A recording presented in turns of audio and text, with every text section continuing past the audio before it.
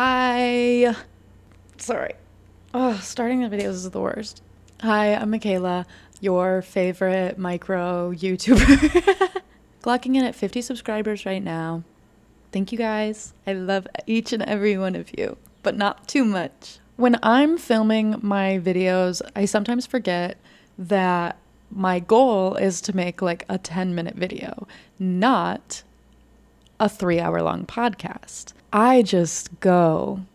And once I start talking, it's hard to make me stop, especially when I remember a funny story and I really want to share it with people. And I've already told, like, people around me already know. So I have the opportunity to tell it to a new person who's never heard it before.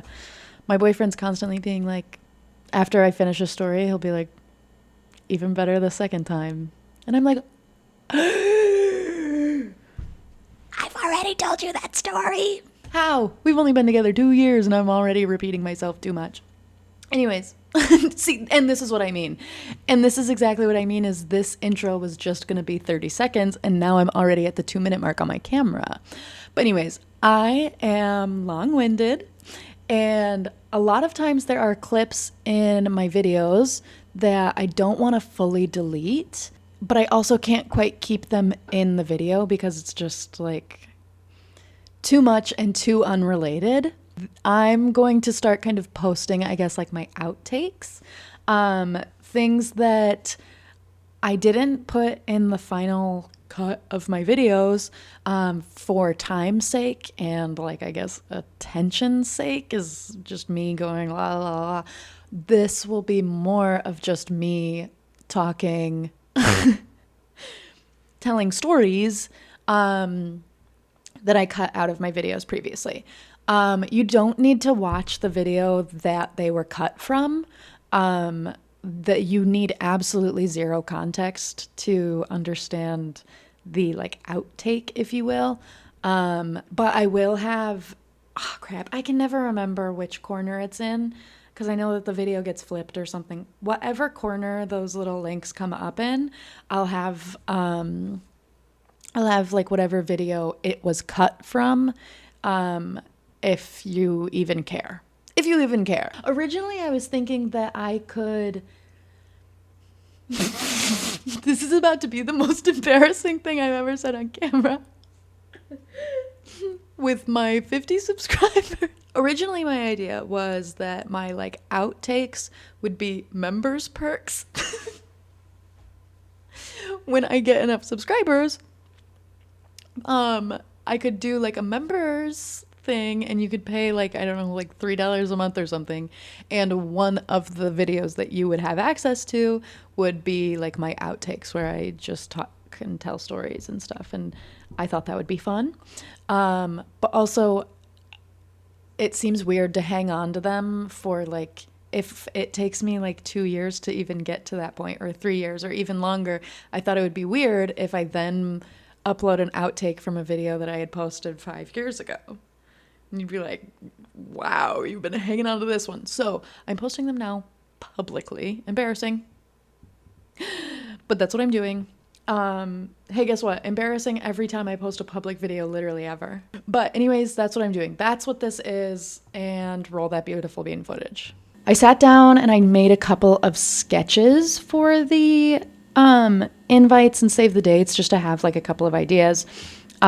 Which also, can I do one more tangent?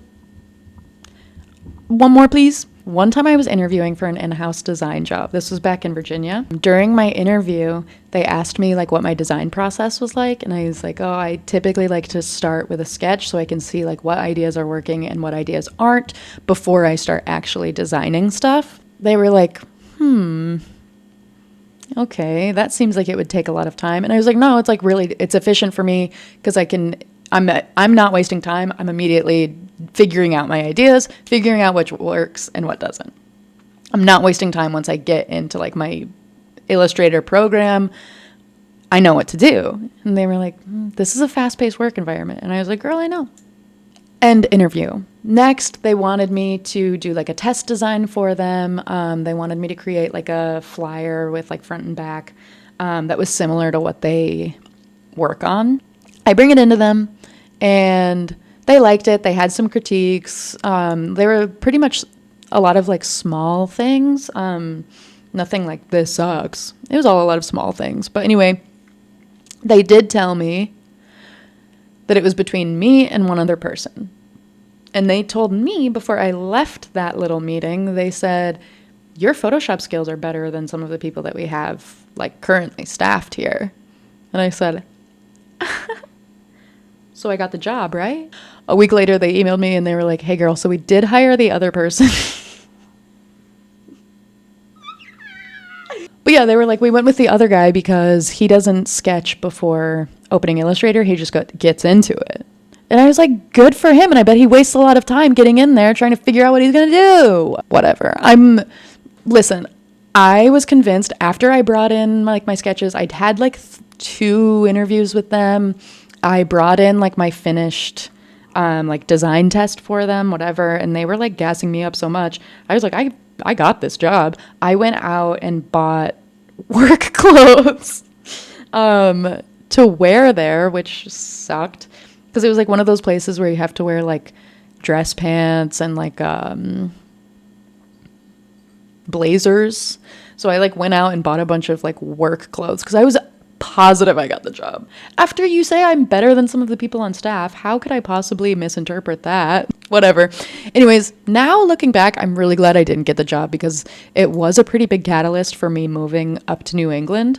I didn't get that job and I was like, well, I don't want to keep trying to get a job in Virginia when I know that I want to move to New England. So I moved up here and got a job up here, whatever.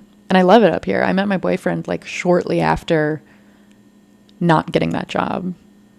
Had I gotten that job, I probably wouldn't have met my boyfriend. So I'm so glad I didn't get that job. Also, I don't think I would have liked it. I don't think I would have liked wearing dress pants and blazers every single day. Look at me. Oh, you can't even see me. I'm wearing like little sweatpants shorts. Wore this outfit to work the other day. So yeah, no, I just don't think I would have rocked with it. I've worked like office jobs before and I always kind of get to a point where I'm like, okay, casual Fridays every day. Sorry, I will be wearing jeans and a top.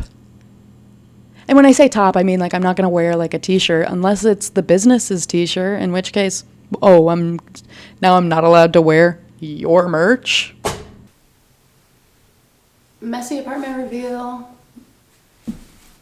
Do I look like the kind of guy to wear a blazer to work? Come on. Be really nice about my apartment. I literally just had a breakdown on camera because I'm so worried about this whole wedding thing. One time at my in-house graphic design job, I was talking to one of the other girls that worked there and I said something about like, oh, I'm going thrifting this weekend. And she was like, oh my gosh, I've never done that. Hi, baby. And I was like, you've never thrifted before? And she was like, no. And I was like, girl, it's so much fun. And then I was like, literally the outfit that I'm wearing, everything that I got was thrifted. She like looked and she's like, oh, cool.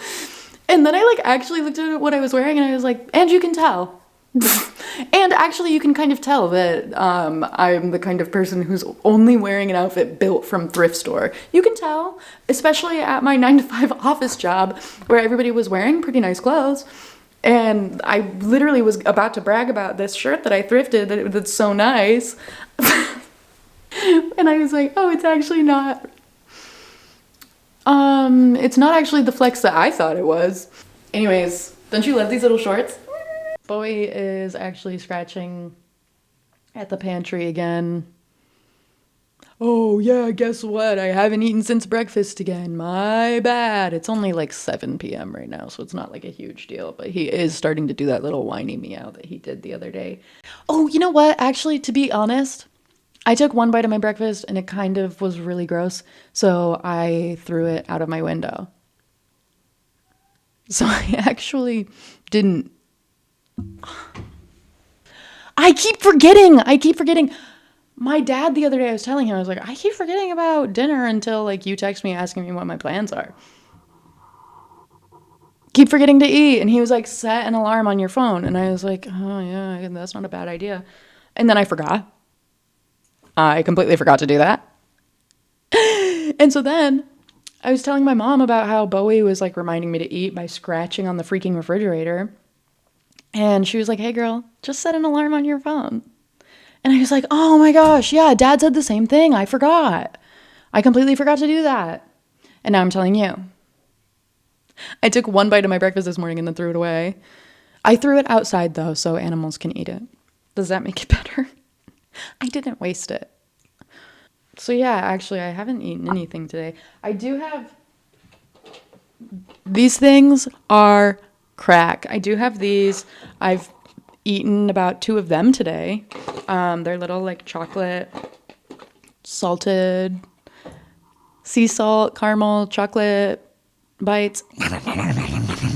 They're so good. The other day, okay, so I also work, I do freelance graphic design in the day. And then I do painting classes in the evening. Like those like paint and sip style classes where like I teach you how to paint and you get drunk behind me. And the other day, as I'm filming this, it's February 25th. The other day, it was Valentine's Day weekend, and literally, I don't know, love was in the air. Everybody was talking about how much they loved everybody. At the end of my class, I pretty much black out and I just start saying nonsense because the whole time I'm thinking, now how am I going to trick them into tipping me? How am I going to say, do you guys want to tip me? Please do. And so I say something different every time and I kind of surprise myself every time. So I'm up there on the stage and at the end of my paint lesson, I like turn back around and I'm like, okay, I'm essentially saying like, I'm done. Thank you guys for coming. Don't clean up after yourself. I will. And then I say, if you guys loved me, I do accept tips. Thank you. If you love me,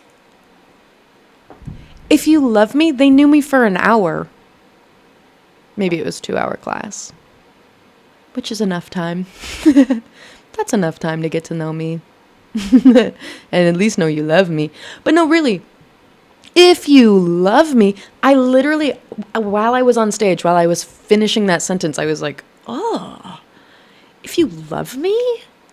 And it was Valentine's Day weekend, so they were all there on dates. If one of them went up to tip me after that, their date would be like, oh, really? So we're going to get in a fight in the car? You loved our paint instructor? That's weird. That's a weird thing to say on Valentine's Day, that you loved the painting instructor. Maybe I'm a freak. Hey guys, if you love me, you can tip me.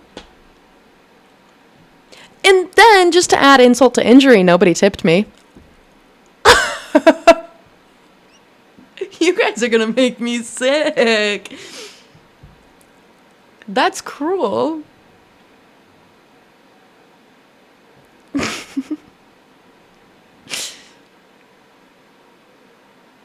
But anyways, I was going to say that's kind of how I feel at the end of filming YouTube videos too, is I kind of black out because the whole time I'm like, how am I going to grovel for them to like and subscribe to my video in like a fun way